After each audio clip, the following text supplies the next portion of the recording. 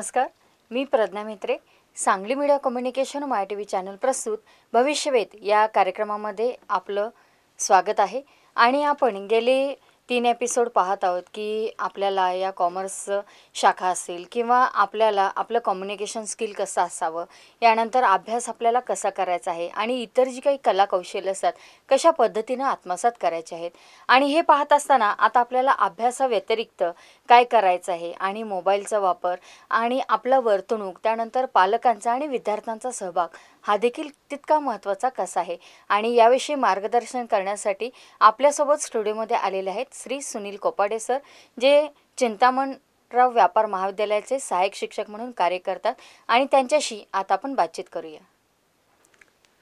नमस्कार, मी प्राध्यापक Sunil Ashok कोपारडे, Deccan education society Pune संचलित चिंतामणराव व्यापार महाविद्यालय सांगली येथे कनिष्ठ विभागामध्ये सहाय्यक शिक्षक म्हणून कार्यरत आहे. नमस्कार सर, मी Pragya Mhetre. Sangli media communication MyTV channel प्रस्तुत भविष्यवेध या कार्यक्रमामध्ये पुन्हा एकदा आपलं हार्दिक स्वागत आहे. आणि आता आपण गेले 3 भागामध्ये माहिती घेतली आणि अगदी शेवटचा प्रश्न होता की आपल्याला अभ्यास कसा करायचा, हे सुद्धा खूप छान पद्धतीने आपण मार्गदर्शन केलं. तर अभ्यासाव्यतिरिक्त विद्यार्थ्यांनी काय करावं असं वाटतं तुम्हाला? हां, अभ्यासाव्यतिरिक्त सर्वात महत्त्वाची गोष्ट आहे ती म्हणजे आपली शारीरिक सुदृढता. आपण सगळ्यात पहिल्यांदा आपलं जे शरीर आहे ते शरीर सुदृढ ठेवण्यासाठी कमीत कमी 45 मिनिटे हा व्यायाम करणं अत्यंत आवश्यक आहे. त्या व्यायामामध्ये थोडंसं रनिंग असेल, योगासनं असतील, त्याचबरोबर ध्यानधारणा थोडीशी असेल, त्याचबरोबर आपल्याला जर काही जोर बैठका त्यांना काढायच्या असतील तर तो देखील आपण ह्या ठिकाणी करू शकतो. म्हणजे शरीर जर सुदृढ असेल तरच आपण सगळ्या गोष्टी करू शकतो. म्हणजे अभ्यास सुद्धा करण्यासाठी शरीर सुदृढ असणं अत्यंत आवश्यक आहे. शरीरातले प्रत्येक अवयव हे ॲक्टिव्ह जर आपल्याला ठेवायचे असतील थ्रू आउट द डे, पूर्ण दिवसभर, तर तुम्हाला कमीत कमी 45 मिनिटे हा सकाळी लवकर उठून व्यायाम करणं गरजेचं आहे. ही झाली पहिली गोष्ट. दुसरी गोष्ट म्हणजे बऱ्याच वेळेला आपल्या काही गरजा असतात. त्या गरजा पूर्ण करण्यासाठी आपण मार्केटमधून वस्तू खरेदी करतो. तर एक उदाहरण घ्यायचं झालं तर आपल्याला आता कपडे खरेदी करायचे. कपडे खरेदी करण्यासाठी आपण एखाद्या दुकानात जातो. तो दुकानदार तुम्हाला वेगवेगळ्या प्रकारचे डिझाईन्स ते दाखवतो. तुमच्या गरजा तुमच्या नेमक्या काय आहेत हे जाणून घेतो. त्यानुसार वेगवेगळ्या किमतीच्या वस्तू दाखवतो आणि त्यातून तुम्हाला कोणता शर्ट तुम्हाला हवा आहे हे जाणून घेऊन तो शर्ट तुम्हाला विकतो. मग अशा ठिकाणी तुम्हाला एक काम करणं अत्यंत आवश्यक आहे. ते म्हणजे आपली कोणतीही खरेदी करत असताना आपली जी चेतक क्षमता आहे किंवा जी काही आपल्यामध्ये असणारे जे काही एखादी गोष्ट जाणून घेण्याची जी क्षमता आहे, ही क्षमता त्या ठिकाणी निर्माण करणं हे तुमचं कर्तव्य आहे. आपण ज्या ठिकाणी खरेदीला जातो त्या ठिकाणी पुढची व्यक्ती आपल्याला कसं एंटरटेन करतं, आपल्याशी कसं बोलतं, आपल्याला जे हवं आहे ते कसं काढून घेतो, ह्याचं ज्ञान आपण घेतलं पाहिजे. ती किंमत जी वस्तू आपण घेणार आहे त्या वस्तूची खरोखर ती किंमत जी तो लावलेला आहे ती योग्य आहे का, हे देखील आपण जाणून घेतलं पाहिजे. की त्या वस्तूमध्ये कोणकोणते कंटेंट्स आहेत, ते कंटेंट्स आपल्या शरीराला किंवा आपल्या पर्सनॅलिटीला योग्य आहेत का, ह्या सगळ्याची माहिती आपण घेतली पाहिजे की जेणेकरून त्यातनं आपल्याला बऱ्याच गोष्टी शिकायला मिळतात. खरं तर हेच शिक्षण आपल्याला भविष्यासाठी एक उत्तम व्यक्ती बनण्यासाठी उपयुक्त ठरतात असं मला वैयक्तिक वाटतं. आता सर, यानंतर आपण पाहतो आहोत की आत्ताच तुम्ही व्यायामाचं महत्त्व सुद्धा सांगितलं की रोजचा किमान प्रत्येक विद्यार्थ्यांनी असू दे किंवा व्यक्तीने असू दे 45 मिनिटं व्यायाम म्हणजे मानसिक स्वास्थ्याबरोबर शारीरिक स्वास्थ्यही तितकंच महत्त्वाचं आहे. अगदी बरोबर. पण आता बरेच आपण पाहतो की अनेक युवक आणि युवती सध्या मोबाईलमध्ये बिझी असतात. म्हणजे पूर्ण शेड्यूल ते आपलं वर्किंग किंवा अभ्यास झाल्यानंतर मोबाईलचा वापर, म्हणजे हा मोबाईलचा जो काही वापर आहे तो कितपत करावा किंवा त्यांच्या भविष्याच्या दृष्टीने त्याला किती महत्त्व दिलं पाहिजे? खरं तर हा एक फार मोठा विषय आजच्या तरुण पिढीला भेडसावणारा आहे. हा फार मोठा प्रॉब्लेम आहे आणि ह्या प्रॉब्लेममधून बाहेर कसं पडावं हा एक फार मोठा अवघड विषय आहे. पण काही हरकत नाही आहे. खरं तर मोबाईल शाप की वरदान हा एक विषय जर आपण घेतला की वरदान ही आहे आणि शाप पण आहे असं म्हणायला काय हरकत नाही. मग वरदान म्हणजे काय आणि शाप म्हणजे काय, तर आपण पहिला वरदानचं घेऊया. ज्यावेळी पालक आपल्याला मुलांना मोबाईल देतात घेऊन, तो घेण्यामागचा उद्देश काय असतो की मुलांनी शैक्षणिक प्रगती त्यांची त्यामधून व्हावी, शिक्षणासाठी आवश्यक असणारा जो डेटा आहे तो त्या मोबाईलमधून मिळावा, हा मुख्य उद्देश असतो. त्याचबरोबर शेवटी करमणूक ही प्रत्येकाला हवीच आहे. हो. आणि करमणूक माझं तर स्पष्ट मत आहे की प्रत्येकानं करमणुकीसाठी थोडा वेळ आपल्या आयुष्यातला दिलाच पाहिजे. रोजच्या जीवनातला किमान अर्धा ते 1 तास आपण करमणुकीसाठी दिला पाहिजे. पण ती करमणूक कोणती असावी, ती करमणूक कशी असावी, ह्यावर मात्र नियंत्रण असणं अत्यंत आवश्यक आहे. आज करमणुकीच्या बॅनरखाली नको त्या गोष्टी मुलांच्याकडून बघितल्या जातात. नको त्या गोष्टींचं अनुकरण करण्याची टेंडन्सी त्यांच्यामध्ये डेव्हलप होत चाललेली आहे.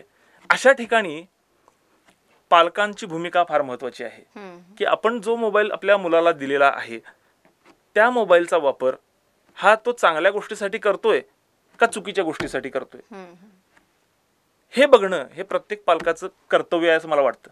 आणि विद्यार्थ्यांनी देखील मोबाईलमध्ये इतके फीचर्स आहेत की ते फीचर्स नुसतं जाणून जर तुम्हाला घ्यायचं झालं तर 1 महिना कमी पडेल, एवढे फीचर्स आहेत. आणि ह्या फीचर्सचा फायदा तुम्ही तुमच्या भविष्यासाठी देखील करू शकता, ॲज वेल ॲज तुम्ही तुमच्या करमणुकीसाठी देखील करू शकता. आता त्यामध्ये कॅमेरा हे एक फीचर आहे आणि कॅमेरा संदर्भात अनेक ॲप्स आहेत. त्या ॲप्समधून आपण एखादा घेतलेला जो काही फोटो आहे तो फोटो एडिटिंग करणे, त्यामध्ये वेगवेगळे इफेक्ट्स करणे, त्यामध्ये आपली जी काही एक सत्सद विवेक बुद्धी असेल किंवा आपल्याकडे एखादी संशोधन वृत्ती असेल, ह्या वृत्तीची आपण निर्मिती करू शकतो आणि नवीन त्यामध्ये बदल घडवून आपण ते चांगल्यात चांगलं प्रेझेंट, तो पिक्चर कसा चांगला दिसेल ह्यासाठी आपण बघू शकतो. म्हणजे ही करमणूक पण होते आणि त्याचं तुम्हाला शिक्षण देखील मिळतं. म्हणजे मोबाईलचा वापर हा असा केला पाहिजे की पहिल्यांदा त्या मोबाईलमध्ये कोणते कोणते फीचर्स आहेत आणि त्या फीचर्समध्ये तुमच्या आवडीचे फीचर्स प्लस तुम्हाला काही कौशल्य शिकण्याची संधी, ह्या दोन्हीची जर सांगड घातली तर निश्चितच तुमचा जास्तीत जास्त वेळ हा करमणूक पण आणि त्यातून नवीन शिकणं पण, ह्या दोन्ही गोष्टी त्यातनं साध्य होतील. सर, आता आपले जे युवक आणि युवती आहेत, म्हणजे ज्यांना मोबाईलचा ध्यास आहे पण चांगल्या गोष्टीसाठी असावा असं वाटतं आपल्याला. आता हल्लीचे जे विद्यार्थी आणि विद्यार्थिनी असतात त्यांना कुठलीही गोष्ट म्हणजे सहज पाहिजे असते, इमिडिएट पाहिजे असते. तर हे जे काही यांचं वर्तन आहे किंवा बऱ्याच वेळेला असं होतं की पालकांना एखादी गोष्ट तो मागतोय पण बऱ्याच वेळेला आर्थिक प्रॉब्लेम असल्यामुळं ते बऱ्याच वेळेला सांगतात की नाही, ही गोष्ट घ्यायची ना, तुला 8 दिवसांनी घेऊया किंवा 10 दिवसांनी घेऊया, एक ठराविक आणि 2 दिवस जाऊ द्यात. पण ते जे पेशन्स असतात ते पेशन्स विद्यार्थी आणि विद्यार्थ्यांमध्ये कमी असतात. तर आता याबद्दल आपण त्यांचं वर्तन कसं असावं याबद्दल काय सांगाल? निश्चितच ह्या विषयी मला सांगायला खूप आवडेल. विद्यार्थ्यांचं वर्तन कसं असावं. खरं तर विद्यार्थ्यांनी एक गोष्ट लक्षात घेतली पाहिजे, ती म्हणजे आज तुमचे पालक, तुमचे हितचिंतक, तुमचे शिक्षक हे सगळेजण कशासाठी राबतायत, हे फक्त आणि फक्त तुमच्या उज्ज्वल भविष्यासाठी राबतायत. आणि उज्ज्वल भविष्य तुमचं व्हावं, तुमच्या सगळ्या इच्छा आकांक्षा पूर्ण व्हाव्यात, ह्यासाठी हे दिवस रात्र कष्ट घेत असतात. मग अशावेळी आपल्या सर्व विद्यार्थ्यांची एक जबाबदारी असते, ती म्हणजे आपलं जी वर्तन आहे, आपली जी वागणूक आहे ही अशी असली पाहिजे की त्यातून दुसऱ्या व्यक्तीला त्रास होता कामा नये, दुसऱ्या व्यक्तीला आपला फायदा कसा करून घेता येईल, आपला उपयोग हा दुसऱ्या व्यक्तीला कसा होईल, ह्या दृष्टिकोनातनं प्रत्येक विद्यार्थ्यानं प्रयत्न केले पाहिजेत. आपल्यातले अवगुण जे आहेत, मी मागील काही एपिसोडमध्ये सांगितलं होतं की आपले अवगुण पहिल्यांदी कंट्रोल करण्याचा प्रयत्न करा.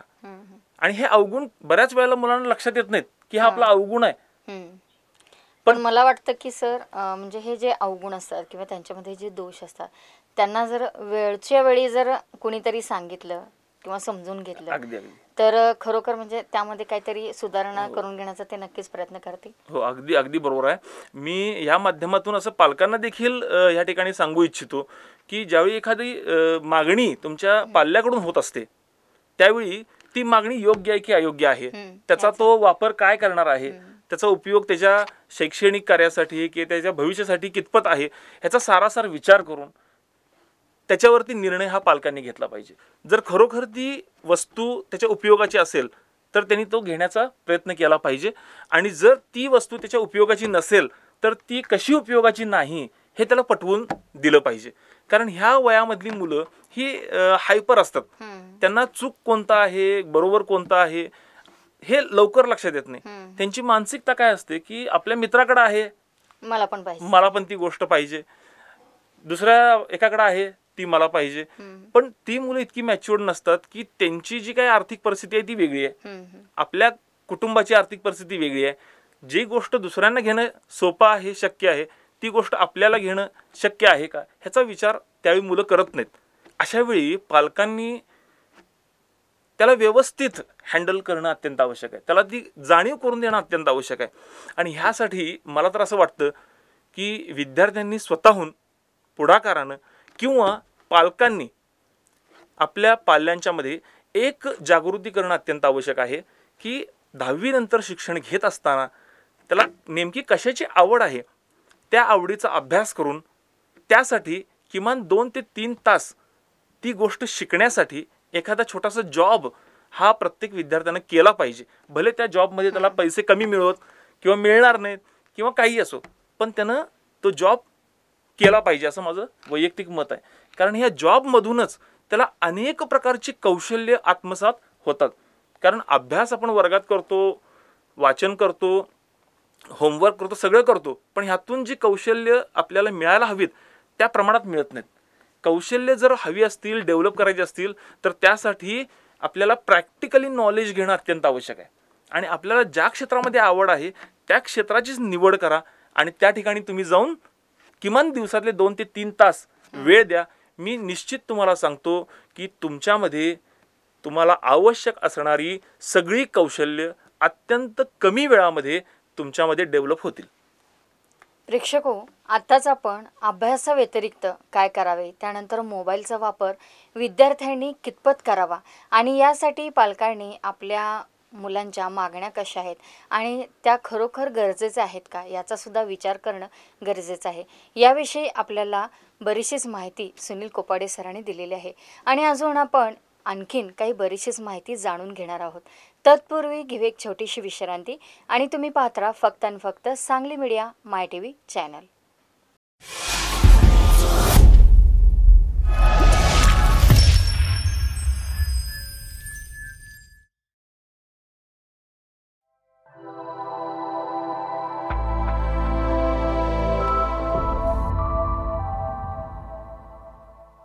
जी हाँ, राज कपूर से लेकर रणबीर कपूर तक, मदर इंडिया से लेकर इंग्लिश तक, संजय दत्त से लेकर जी हाँ संजू तक और मधुबाला से लेकर दीपिका पादुकोण तक, बॉलीवुड के बड़े सितारों की बेहतरीन फिल्में आप देखेंगे हमारे एसएमसी हिंदी मूवी चैनल पे. जी हाँ, जरूर देखिएगा.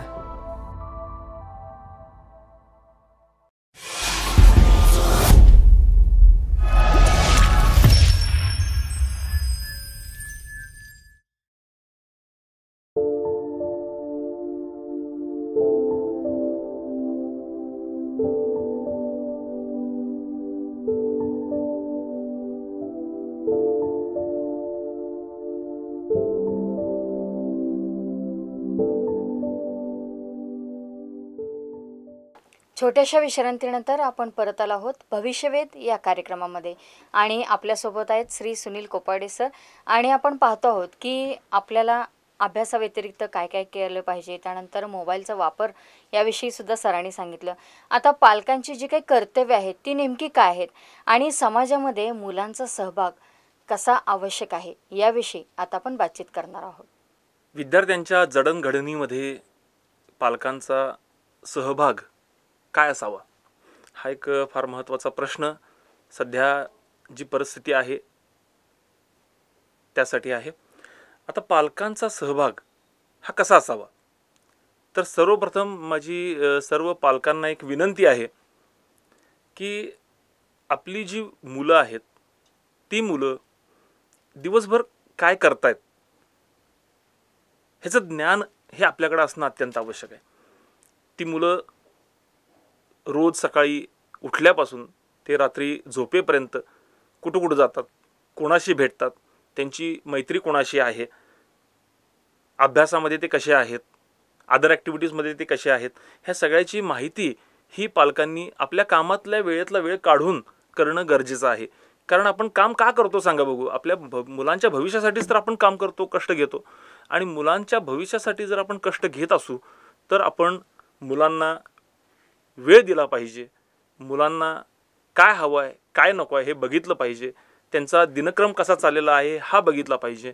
आणि हे सगळं करत असताना सर्वात महत्त्वाची गोष्ट पालकांनी केली पाहिजे ती म्हणजे आपल्या पाल्यांच्या बरोबरचं जे त्यांचं नातं आहे हे मित्रत्वाचं असावं, मैत्रीपूर्ण असावं, की मुलांना देखील असं वाटता कामा नये की एखादी गोष्ट मी केलेली आहे ती जर मी वडिलांना सांगितली तर ते मला रागवतील, ते मला ओरडतील, ते मला मारतील, ही देखील भावना त्यांच्यामध्ये निर्माण होता कामा नये. त्यामुळे तुमचं आपल्या मुलांशी असणारं जे रिलेशन आहे हे पूर्णपणे मैत्रीपूर्ण असावं. दुसरी महत्त्वाची गोष्ट अशी आहे की मुलांना काही गरजेच्या गोष्टी हव्या असतात, मग त्यांना ती गरजेची वाटते पण तुम्हाला ती गरजेची वाटते का वाटत नाही ह्याचा अभ्यास किंवा ह्याची माहिती तुम्ही मुलांशी चर्चा केली पाहिजे. आता मगाशीच आपण बघितलं मोबाईलचा वापर. आता मोबाईलचा वापर आता महाविद्यालयीन जीवनामध्ये ह्या कोविड प्रॉब्लेम्समुळं विद्यार्थ्यांना मोबाईल घेणं हे गरजेची गोष्ट झालेली आहे. ऑनलाईन टीचिंग चालू आहे, त्या ऑनलाईन टीचिंगसाठी मोबाईलची आवश्यकता आहे. मग आता मोबाईल घेणं तर गरजेचं आहे, मुलाची मागणी पण ती गरजेची आहे, रास्त आहे. मग अशावेळी एखाद्या पालकानं मी मोबाईल तुला देणारच नाही, माझी तेवढी परिस्थितीच नाही असं म्हणणं चुकीचं आहे. अशावेळी त्याला आपल्या परिस्थितीची सर्वप्रथम मैत्रीपूर्ण नात्यानं जाणीव करून द्या की मला बाबा माझं महिन्याचं उत्पन्न एवढं आहे, मी एवढे पैसे मोबाईलसाठी घालू शकत नाही आहे, तू समजून घे, तुला अभ्यासच करायचा आहे ना, आपण एखादा सेकंड हँड मोबाईल घेऊ किंवा तेवढी जरी ऐपत वडिलांची नसेल पालकांची नसेल तर तुझा जो मित्र आहे त्या मित्राकडे तू जा, तुम्ही दोघं मिळून अभ्यास करा. असं नाही आहे की मोबाईल हा प्रत्येकाकडेच असला पाहिजे तरच तुम्हाला ऑनलाईन लेक्चर्स किंवा ऑनलाईन टीचिंग किंवा लर्निंग करता येऊ शकतं, असं अजिबात नाही आहे.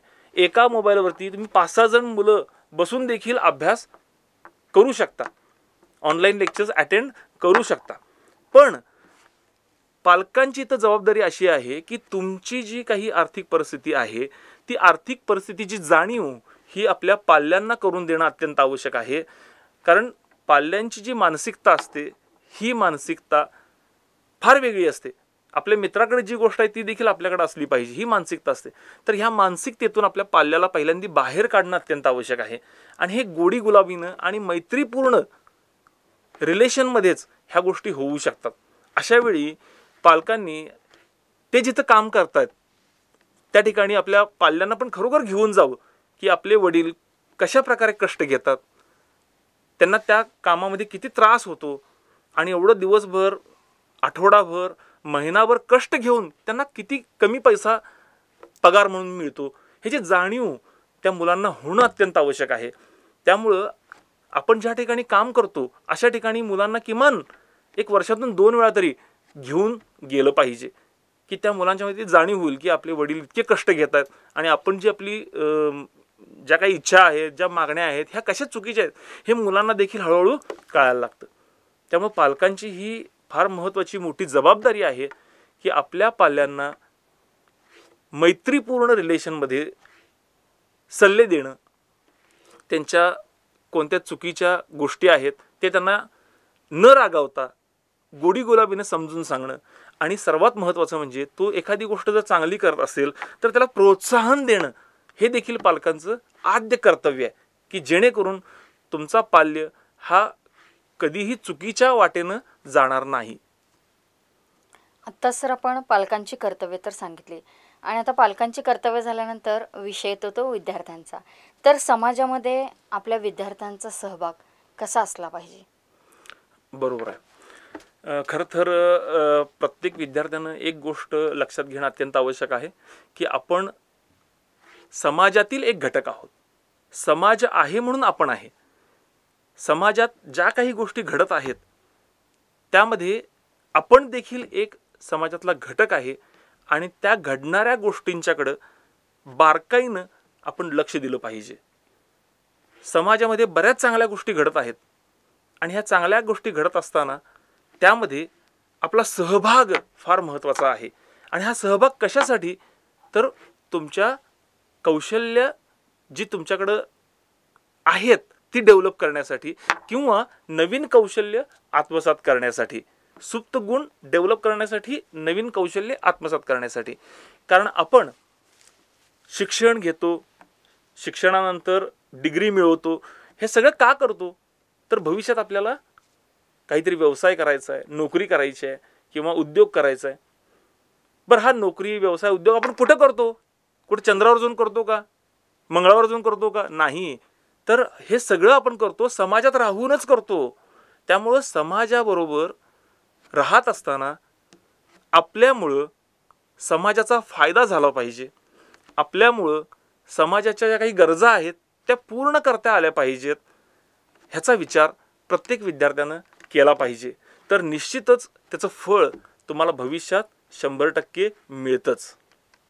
सर, आज आपण स्टुडिओमध्ये आलात आणि खूप छान पद्धतीनं आमच्या असंख्य प्रेक्षकांना, युवक युवतींना मार्गदर्शन केलं. त्याबद्दल सांगली मीडिया कम्युनिकेशन माय टी व्ही चॅनलतर्फे धन्यवाद देते आणि पुढील वाटचालीसाठी आपणाला हार्दिक शुभेच्छा सर. धन्यवाद मॅडम. नमस्कार. मला या ठिकाणी सांगली मीडिया माय टी व्ही चॅनलनं माझे विचार मांडण्याची संधी दिली त्याबद्दल मी त्यांचे मनापासून आभार मानतो. धन्यवाद. प्रेक्षको, आत्ताच आपण पालकांची कर्तव्ये कोणती आहेत, त्यानंतर समाजामध्ये विद्यार्थ्यांचा सहभाग कशा पद्धतीनं असला पाहिजे याविषयी या भागामध्ये माहिती घेतली. आता अजून आपण 5व्या भागामध्ये माहिती घेणार आहोत. डिप्रेशन म्हणजे आज प्रत्येक गोष्टीचं, प्रत्येक समाजामध्ये आपल्याला फिरत असताना पालकांना, विद्यार्थ्यांना डिप्रेशन असतं. त्यानंतर अवगुण जे मुलांचे असतात ते कसे दूर करता येतील आणि याचं जे काही अवगुण जे असतात तर अवगुण कसे दूर करायचे आणि याविषयी मार्गदर्शन आपण जाणून घेणार आहोत पुढील भागामध्ये. आणि याचं प्रक्षेपण सांगली मीडिया कम्युनिकेशन माय टी व्ही चॅनल करतं. आता भविष्यवेध हा कार्यक्रम आणला आहे खास तुमच्यासाठी की आज आपले असंख्य युवक युवती शिक्षण घेऊन घरी बसलेले आहेत आणि बऱ्याच विद्यार्थ्यांना योग्य मार्गदर्शन नसल्यामुळं त्यांना करिअरच्या संधी कोणत्या आहेत, कशा पद्धतीने उपलब्ध होत आहेत, त्याचे सोर्सेस काय आहेत हे सुद्धा माहिती नाही आहे. आणि त्यासाठीच आपल्या या युवक युवतींसाठी भविष्यवेध हा कार्यक्रम खास आणला आहे आणि याचं प्रक्षेपण आपल्याला सांगली मीडिया माय टी व्ही चॅनल करतं. या व्यतिरिक्त स्पेशल शो असतात खास तुमच्यासाठी. अनेक शैक्षणिक, सामाजिक, सांस्कृतिक कार्यक्रमसुद्धा आपल्या या सांगली जिल्ह्यामध्ये घडत असतात, होत असतात आणि याचंही प्रक्षेपण आपल्याला घरबसल्या पाहायला मिळतं. तेव्हा आवर्जून पहा तुमचं, आमचं आणि आपल्या सर्वांचं लाडकं चॅनल सांगली मीडिया माय टी व्ही चॅनल.